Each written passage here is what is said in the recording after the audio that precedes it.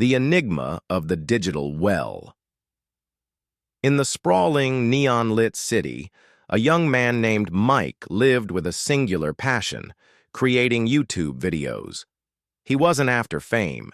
He was after an audience for his stories, tales of dusty old bookstores, forgotten crafts, and the quiet beauty hidden in everyday alleys. He put his heart into every project, meticulously writing scripts, spending hours on the perfect music, and agonizing over every edit. Yet, his videos were sinking. They were lost in the vast ocean of YouTube, like tiny paper boats swallowed by a storm. 50 views, 100, maybe 200 on a good day. Those numbers were a slow, cold drip, steadily extinguishing his creative flame. He'd look at channels with millions of subscribers and wonder, what was he doing wrong? He was pouring his soul into this. Disheartened, he took a walk one evening. The city felt like his YouTube feed, an endless stream of people, cars, and fleeting moments. He found himself in a quiet alley, where a faded mural adorned a brick wall. It showed a lone figure at a deep well, surrounded by a crowd of people, looking into handheld mirrors. Mike sat on a bench, and an old man with wise eyes approached. "Seeking answers?" the old man asked, gesturing to the mural. "This is the well of lost stories. See how they're looking into their own reflections? They aren't searching for a story. They're searching for themselves in a story." The old man explained that YouTube was this very well. It was filled with incredible, profound stories, but it was so deep that your voice, your video, couldn't just be loud. It had to resonate. It had to bounce off the well's walls and echo back to the people above. He told Mike about the 3 invisible monsters lurking in the well's depths, the reasons his videos were going unseen.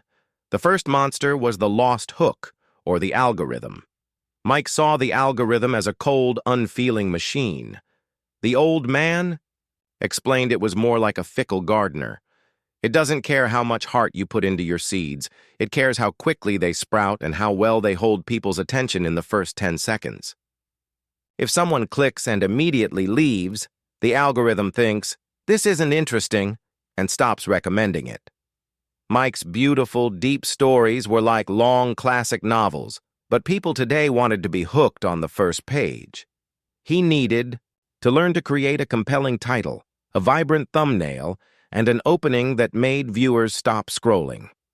The second monster was the invisible audience. Mike made videos about what he loved, assuming others would share his passion. But the old man said that was like shouting into an empty room. Mike had to understand who his audience was, what they were looking for, and where they were. People weren't just searching for beautiful stories. They were looking for answers to their questions, for inspiration, or to learn a new skill. Mike had to stop being just a storyteller and become a guide.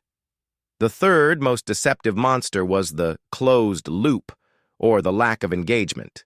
Mike would upload his videos and simply wait for people to find them. But in the digital well, it doesn't work that way. For the echo to return, someone has to shout first. Mike had to actively seek people out, engaging in comments, finding other communities, and sharing his work on forums and social media. He had to build a small island around himself that would attract others. As Mike listened, his perspective completely shifted. He realized the problem wasn't the quality of his stories, but his lack of understanding of the game. He was a storyteller, not a strategist. He returned home with a new fire in his eyes. He transformed from a dreamer into a researcher, studying analytics, crafting better thumbnails, and actively engaging with his community. Months passed. His videos still weren't getting millions of views, but the numbers grew steadily. 100 views turned into 1,000, then 5,000. Each video found its audience. People started commenting, "I'm so glad I found you." And Mike finally understood that it wasn't about the numbers. It was about the connection, the echo, that had finally returned to him from the depths of the digital well.